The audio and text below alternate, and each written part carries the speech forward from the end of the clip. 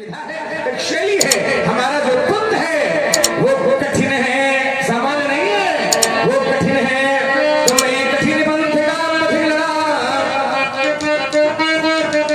मैं कठिन पंथ का पथ लड़ा करता झंझा वातों से, करता झंझा वातों से। ये प्राकृतिक प्रकोप न डरा सके हमको अपने आघातों से, हमको अपने आघातों से। मैं चला जहां मैं जिस पथी पर, तो नहीं देखा मैंने आदि अंत, नहीं देखा मैंने आदि अंत। वर्षावत ग्रीष्म ऋतु, शरद शिशिर, हेमंत और मीना वसंत, हेमंत और मीना वसंत। सुख से न राग और दुख से न द्वेष, हो गया पतंग नाथों से। मैं कठिन पंथ का पथ लड़ा करता झंझावातों से। आप कठिन पंथ के राही बने और ये पंथ मेरे साथ मेरे जीवन में सदा रहा। तुम्हारे लक्ष्मण शांत वेश करनी कठिन, ये मेरे साथ रहा। मैं इस पंथ का रही और आप इस पंथ पर चलना चाहते हैं तो आपके लिए हमारा एक छोटा सा परामर्श है। वो क्या कि अरे तुम उसी पंथ पर पढ़े चलो, ये तुम उसी पंथ पर पढ़े चलो जिस पथ पर चलते चल साधारो। ये दुर्गम पथ क्यों अपनाया, इसका तुम मत पूछो कारण।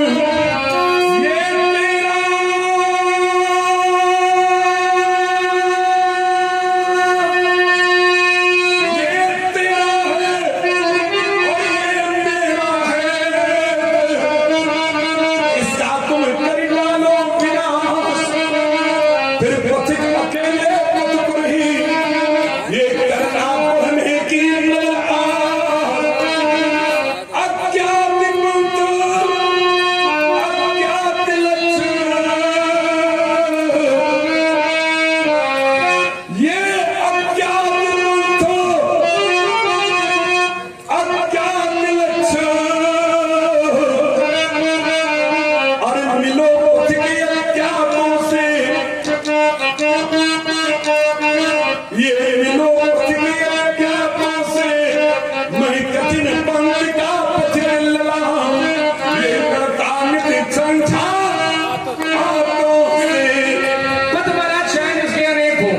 लेकिन लक्ष्य एक है, अंत में वहीं पहुंचना पड़ता है। ये शरीर पंच महाभूतों से मिलकर के बनता है, क्षिति जल पावक गगन शरीरा और पंच रचित अति अधम शरीरा। लेकिन शरीर का महत्व तब तक होगा जब तक शरीर में आत्मा विद्यमान है। आत्मा चली गई, शरीर का अस्तित्व समाप्त हो गया। जीव बिनु देह नदी बिनु वारी, तो तैसे ही नाथ पुरुष बिनु नारी। जीव आता कैसे है और जाता कैसे है?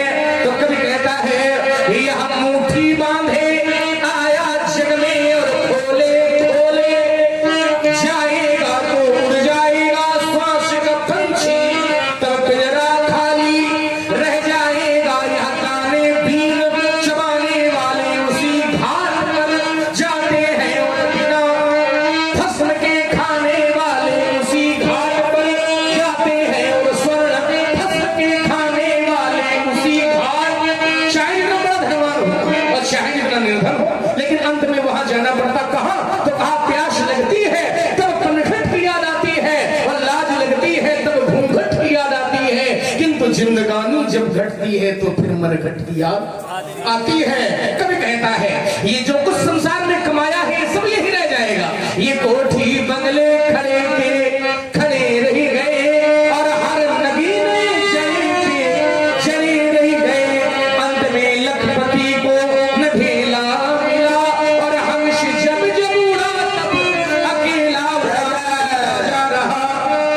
ना ही रानी रही ना ही राजा रहा और ना ही रानी रही, पर ये कहने को केवल कहानी रही। ना ही राजा रहा और ना ही रानी रही, ना बुढ़ापा रहा ना जवानी रही, पर ये कहने को केवल कहानी रही।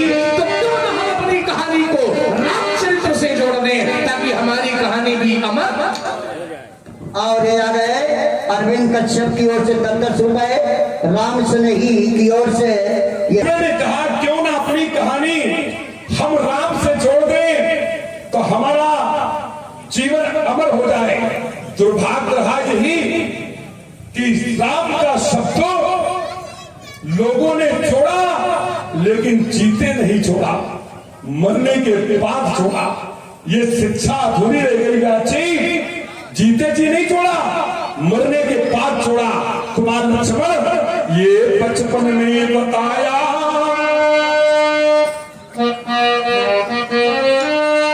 ये बचपन में बताया कि धर्म सत्य है, और यौवन में बताया कि अर्थ काम सत्य है। पिंजरे का पंछी, ये पिंजरे का पंछी जब पिंजरे से उड़ चला तब अंत में बताया कि राम नाम सत्य है। जीते जी नहीं बताया, मरने के बाद छोड़ा, अरे तब अंत में बताया कि राम नाम सत्य है। संसार में प्राणी आता है, आकर के चला जाता है, लेकिन हमारे आने का उद्देश्य क्या रहा, क्या हमने समझा? आइए कुछ पंक्तियां। ये अरे कहां से आए, कैसे आए, ये किसी को मालूम नहीं। कौन दूध मोती बन जाए, मेघों को मालूम नहीं। आकर प्राणी इस धरती पर नाना कर्म करता है। प्राणी आता, कोई कृषि कार्य करता, कोई सेवा करता, कोई कथावाचक बन जाता, कोई राज्य की अध्यापन शैली से जुड़ जाता। लोग विभिन्न कार्य करते हैं, तो आकर प्राणी इस धरती पर नाना कर्म करता है। और साथ साथ इस वसुंधरा में अपना उदर को भरता है। पखेरु कब उड़ जाए, ये प्राण पखेरु कब उड़ जाए, ये प्राणी को मालूम नहीं।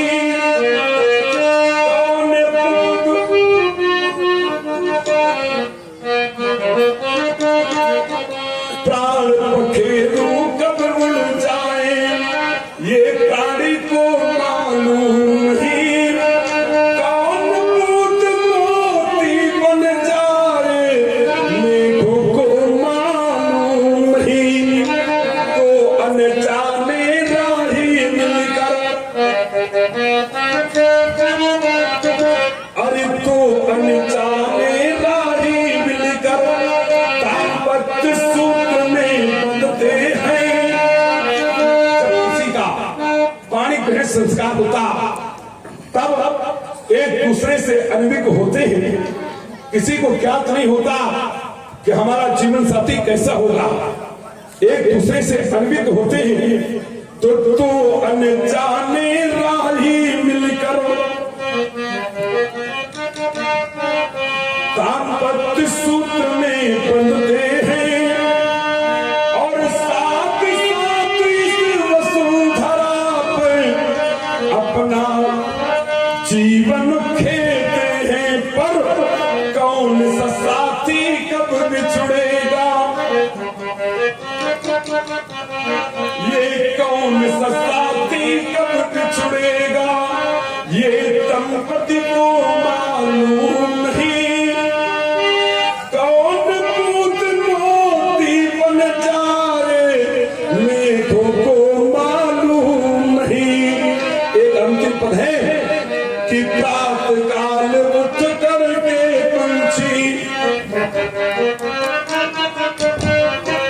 ये रात काल उठ करके पंछी तारा चुनने चलते हैं। पंछी कोई और नहीं, आप सभी लोग हैं।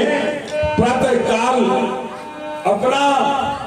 अपने बच्चों का उदर भरण पोषण करने के हितार्थ आप गृह का त्याग कर देते हैं, लेकिन जिस तेहरी को देख करके प्रातः काल निकलते, सायंकाल वो तेहरी पुनः देखने को मिलती कि नहीं मिलती, समाज का कोई प्राणी नहीं जानता। तो ये प्रातः काल उठ करके पंछी तारा चुनने चलते हैं। अरे छोड़ घोंसले में बच्चों को ममता बस कज देते हैं, ममता बस कज देते हैं। कौन सा पंछी कब शिकार होगा, कौन सा पंछी कब शिकार होगा, ये बच्चों को मालूम नहीं। कौन बूंद मोती बन जाए, मेघों को मालूम नहीं। शरीर महाराज मिला ताकि भगवान का भजन कर सके, देह धरे करिया फल भाई भजी राम शुभ काम भी है। लेकिन होता क्या है, भूमि परत ढाबर पानी जन जीवई माया, माया मोह में जीव फंस जाता है। माता पिता भाई बहन पति पत्नी से संबंध जोड़ लेता है और भगवान से बना बनाया संबंध तोड़ लेता है, माने भगवान को भूल जाता है। करता क्या है, बहुत बड़ा परिवार बनाया और उससे बड़ा ये मेला, लेकिन अंतिम में सब तोड़ ताड़ उड़ जाता। नारी जब छूट गई नरकी, तो ये परिजन इतना ही कर पाए कि 4 जनों के कंधे पर रख मरघट तक को ले आए। धनवानों की बलवानों की, धनवानों के बलवानों के बड़े बड़े बेटे हैं, किंतु लंगड़ों के ऊपर वो चुप हो चित लेते, सह न सके सरदर्द कभी। लोगों के पास इतना धन था कि सरदर्द होता था तो वैद्य औषधि देने घर में आता था। सह न सके सरदर्द कभी, उपचार बहुत करवाए, और चलने का जब समय हुआ तो धनवंतरी का माँ की गोदी से, माता की गोद में जन्म हुआ, माँ की गोदी से मरघट तक बस इतनी सी थी दूरी, और जिसको तय करने में हमने उम्र लगा दी। और उम्र की सच्चाई बात इतनी है कि उमा कहूं मैं अनुभव अपना, और शत हरि भजन जगत सब। हम राम राम कहते रहे, भगवान का भजन करते रहे, तो मृत्यु भी यदि आएगी तो मृत्यु के बाद भी हमारा नाम सदैव के लिए अमर हो जाएगा। क्योंकि कभी कहता है, मैंने जाना है कि राम का नाम लेकर जो मर जाएंगे, वो अमर नाम दुनिया में कर जाएंगे। और ये न पूछो कि मरकर किधर जाएंगे, और वो जिधर भेज देंगे उधर जाएंगे। लेकिन टूट जाए न माला, क्योंकि राम ही केवल प्रेम प्यारा। प्रेम की बात जमाने से निराली देखी, और प्रेम की फूलती फलती डाली देखी। प्रेम तो शैतान को भी इंसान बना देता है, और प्रेम पत्थर को भी भगवान। इसलिए टूट जाए न माला कहीं प्रेम की, ये अनमोल मोती बिखर जाएंगे। और मानो न मानो खुशी आपकी, हम तो परदेसी हैं, अपने घर जाएंगे। और ये संसार ही हमारा परदेश है, और भगवान की शरण ही हमारा स्वदेश है। अरे प्रेम हरि को रूप है, जरा ध्यान देना। प्रेम हरि को रूप है, और वे हरि प्रेम स्वरूप एक होय तो में लखे, जो सूरज में धूप। सूर्य निकलता है तो धूप निकलती है, और जब धूप दिखाई पड़ती है तो इसका अर्थ है कि सूरज निकला हुआ है। महात्मा गोस्वामी दास जी दोहावली में एक बहुत अच्छा दोहा लिखते हैं। क्या चढ़े चातक चित कबहूं, प्रिय प्रयोज के तोष। चातक अपनी प्यास बुझाता है कब, जब स्वाति नक्षत्र में वर्षा की बूंदें धरती पर गिरती हैं तब आज मेघ चढ़े हैं, स्वाति नक्षत्र भी है, मेघाच्छादित है, लेकिन तेज हवा का झोंका आया और मेघ उड़ करके चले गए। आज जल वृष्टि नहीं हुई, चातक प्यासा रह गया, लेकिन इन बादलों से इतना प्रेम करता है कि उनके बिना जी नहीं सकता, लेकिन जल देते नहीं तो भी चातक का प्रेम कम होता नहीं। ठीक वही भक्त की स्थिति होनी चाहिए।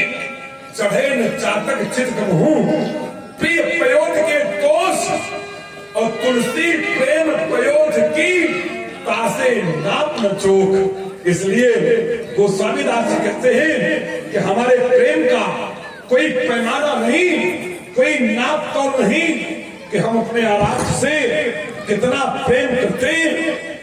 ये संसार है और इस संसार में आया है सो चाय का राजा रंग फकीर, और कोई सिंहासन चल चला तो कोई बांधा गया जंजीर।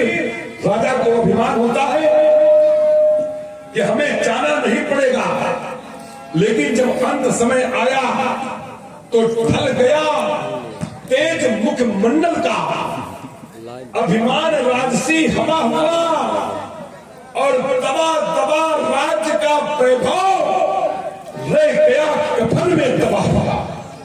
राजा को अभिमान था, सिंहासन पर बैठे थे तो कहते थे लोग बंदी चंद कि आपका मुखारविंद सूर्य के समान चमकता हुआ दिखाई पड़ता है, लेकिन जब प्राणांत हो गया तो सारा का सारा तेज क्षीण हो गया।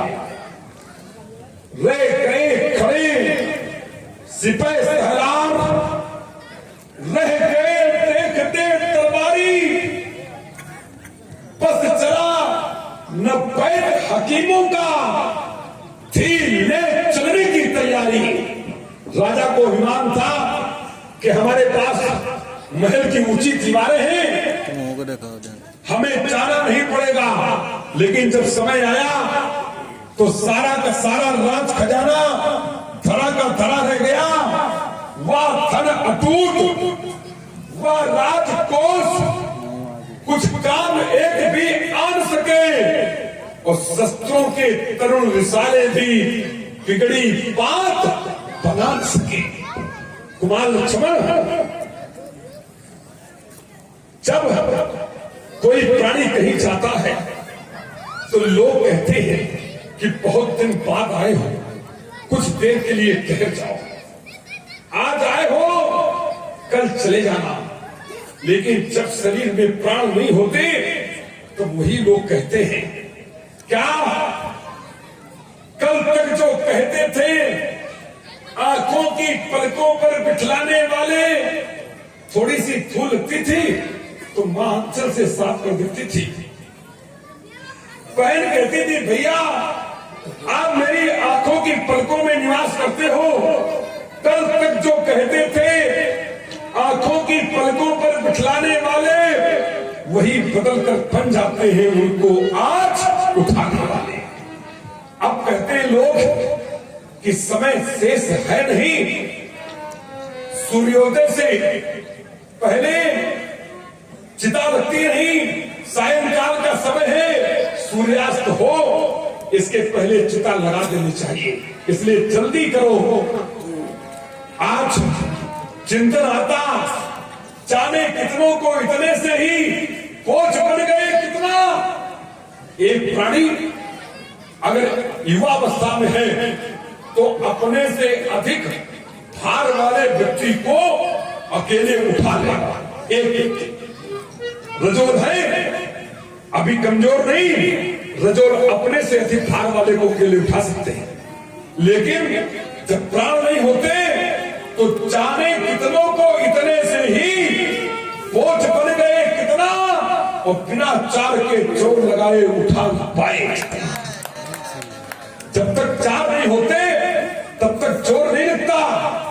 लकड़ी, मिट्टी, ईंधन लेकर रच रच चिता बनाते, जगत नियम की रीत प्रीत का जिसका जैसा मुझे है उसकी वैसी व्यवस्था, लकड़ी मिट्टी ईंधन लेकर रच रच चिता बनाते और जगत नियम की रीत प्रीत का नाता सभी निभाते। जीवन निद्रा में प्राणी को है लगता अपना अपना, और जब नींद खुली तब कुछ भी नहीं, केवल सपना सपना। कठिन साधना के साधन से प्राणी जिसको समझ न पाया उसको समझा कवियों ने माया पथ की माया। चलिए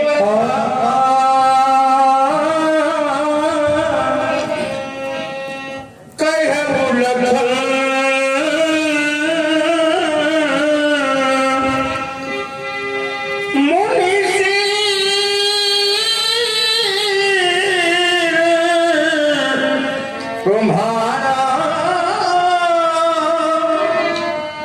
को नहीं जान, ये भी दिल संसारा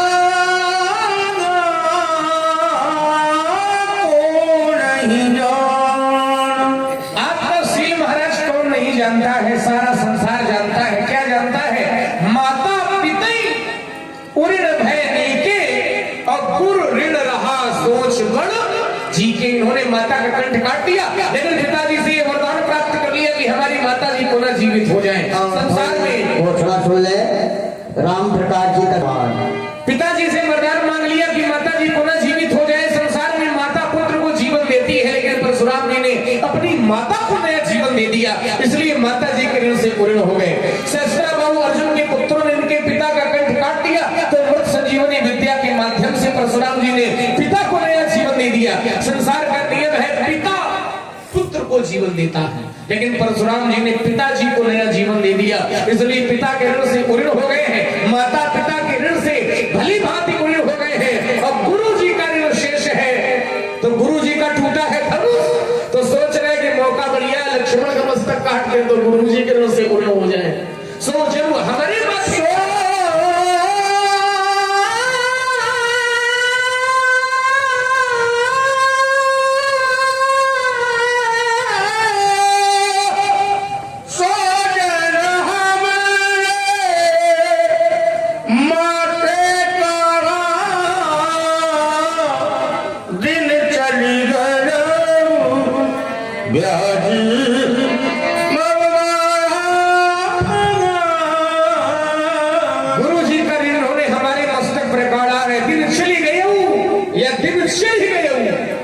दिन बहुत व्यतीत हो गए तो ब्याज भी बढ़ गया है, तो ब्याज ज्यादा न बढ़े इसलिए हम पहले ही चुका दें। इसके लिए करना क्या पड़ेगा?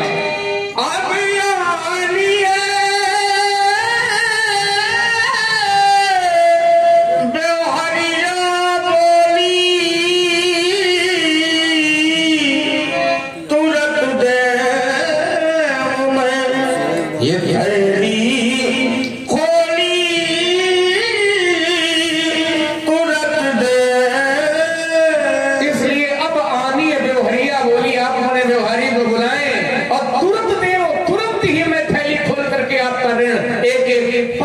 और आ गए काली चरण जी गौरीपुर। कहा कि आप भगवान शंकर को आहूत करें, बेवहरिया को बुलाएं। बेवहर नाम शंकर का ये ऋण उन्हीं का है। कुमार लक्ष्मण आज बुलाने की आवश्यकता नहीं, क्योंकि भगवान शंकर आज यहाँ उपस्थित हैं। ये सब भक्त हैं, और भक्त हैं तो हृदय में भक्ति है, और भक्ति कमाती जब विश्वास होता। बिन विश्वास भगत नहीं, तही राम, बिना विश्वास के भक्ति नहीं होती। तो आज ये सब भक्त हैं तो भक्ति है, और भक्ति है तो विश्वास है। और श्री रामचरित मानस का 33 श्लोक हमें बोध कराता है कि ये भवानी शंकर श्रद्धा विश्वास माता भवानी साक्षात श्रद्धा का स्वरूप है, और विश्वास भगवान शंकर का ही स्वरूप है तो सब भक्त हैं तो हृदय में भक्ति है और भक्ति है तो विश्वास है और जहां विश्वास है वही श्री शंकर जी का वास है। इसलिए सबके हृदय में शंकर जी का वास है। इसलिए लक्ष्मण अतिरिक्त बुलाने की आवश्यकता नहीं रह जाती है। आज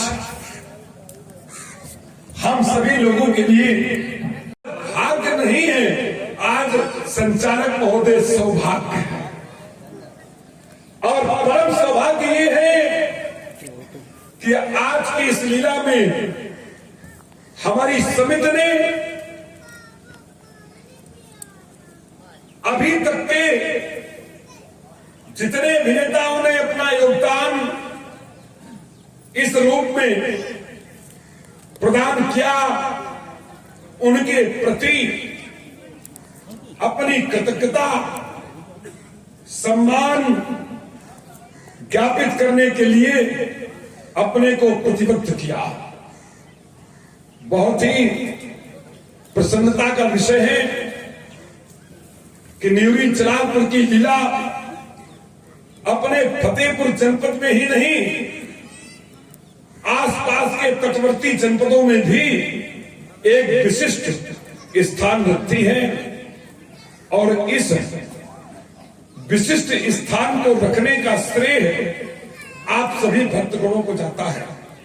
आपका सहयोग, आपका योगदान और विशेष करके जो अतिथि लोग हमारे इस ग्राम के भवनों में गृहस्थों के यहां पधारते हैं वो भी उत्साहवर्धन पूरे मनोयोग से करते हैं।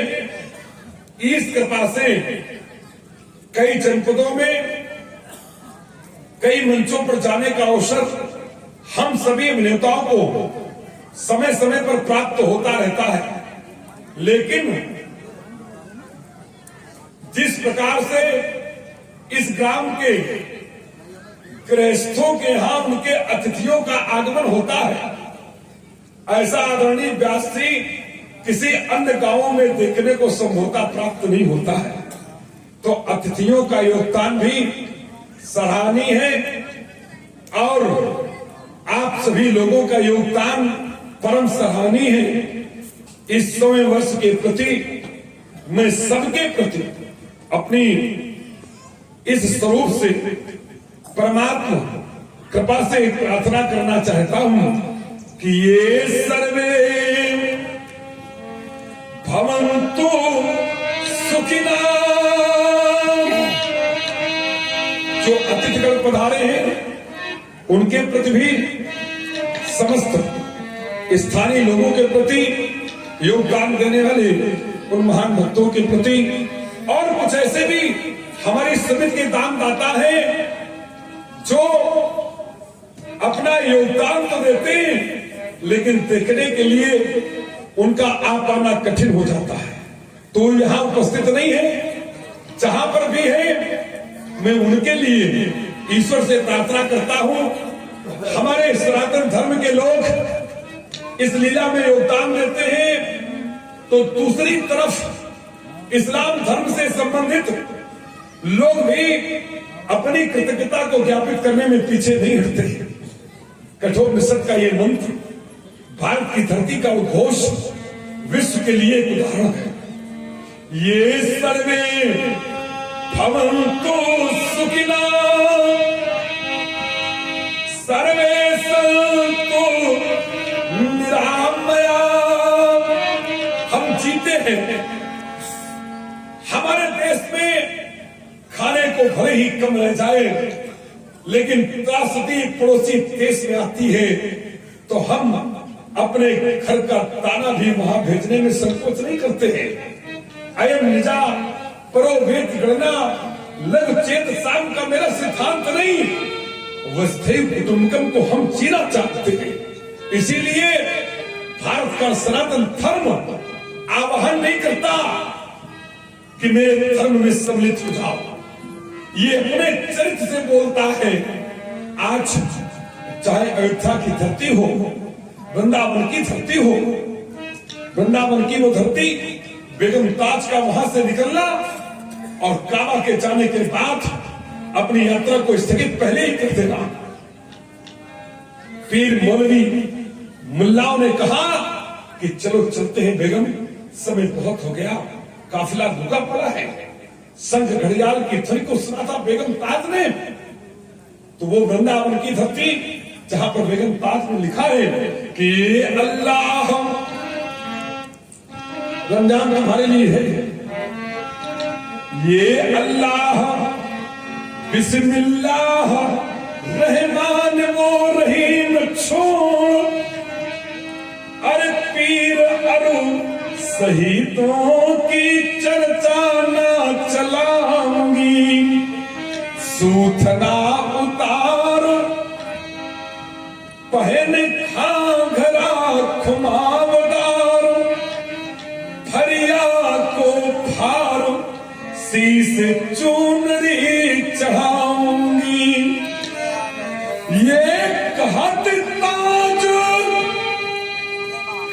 कृष्ण चो पैज कर, वृंदावन छोड़ कतौना चाहूंगी, और बांधी बनूंगी महारानी राधा चूंकि तुर्कनी बहार, नाम को पिका कहाऊंगी। अब कहीं जाना नहीं है, आज भी बेगम ताज की समाज वृंदावन में बनी हुई है। वृंदावन की धरती को बेगम ताज ने अंत तक नहीं छोड़ा। मलिक मोहम्मद जायसी, जिन्होंने गोस्वामी तुलसीदास से पहले चौपाई लिखी थी और कहा था अय हकीकते मुंतज़र, अय हकीकते, मानस में गोस्वामी दास ने भी नहीं छोड़ा। गरीब और गरीब निवाजू, सरल सबल सुसाहिब रघुराजू, गरीब निवाज जैसे शब्द का मेरे ब्रह्म के लिए प्रयोग मानसकार गोस्वामी तुलसीदास ने किया। मलिक मोहम्मद जायसी ने कहा अय हकीकते मुंतज़र नजरा लिबासे मजाक में, अय हकीकते मुंतज़र, ओ परवरदिगार आलम, अगर वास्तव में तू सच्चा है, यथार्थ में है, तो नजरा सगुण साकार स्वरूप में क्यों नहीं उपस्थित होता? नजरा लिबासे मजाक में हजारों सिजदे तड़प रहे हैं तेरे मुबीन निहास में, तेरे बनाए हुए संसार में हजारों भक्त तेरे लिए तड़प रहे हैं। ऐ हकीकते मुंतज़र नजरा लिबासे मजाक। इसलिए इस लीला का महत्व और अधिक बढ़ जाता है जब हमारे समीप रमजान भाई सभी के लोग, एक और इसी संप्रदाय से संबंधित, मैं नाम नहीं जा पा रहा हूं, यूनुस भाई और आदरणीय जनाब सुलेमान जी जैसे लोग हमारे मंच की गरिमा को बढ़ाते हैं, हमारे मंच को शोभा देते हैं, तब इस रामलीला का जो दायरा है, जो सीमांकन है, वो न्यूली जलालपुर तक सीमित नहीं रहता, ये पूरे फतेहपुर जनपद के लिए गौरव बन जाता है। बहुत बहुत हृदय से शुक्रिया, बहुत बहुत हृदय से धन्यवाद। कठोपनिषद से निकला हुआ मंत्र, ये सर्वे भवन्तु सुखिनः, सर्वे सन्तु निरामया, सर्वे भद्राणि पश्यन्तु मा कश्चित् दुःखभाग् भवेत्। सभी लोग सुखी हो, सब निरोगी हो, सब शुभ दर्शन करें, किसी को कोई कष्ट ना हो। माँ कश्चित् दुःखभाग् भवेत्, कभी किसी को कोई क्लेश न हो। प्राप्त ब्रह्म से हमारी यही प्रार्थना रहती है कि सर्वे भवन्तु सुखिनः, सभी लोग सुखी हो, केवल लक्ष्मण को छोड़कर। चलिए महाराज, आगे की लीला अब कोई ये न कहे कि परशुराम ने हमको आशीर्वाद नहीं दिया, हमारा सबके लिए आशीर्वाद है, शुभ आशीर्वाद है। संचालक महोदय से मैं आग्रह करूंगा कि इस श्रृंखला की अगली कड़ी को जोड़ने के लिए अपनी वाणी का प्रयोग करें। आइए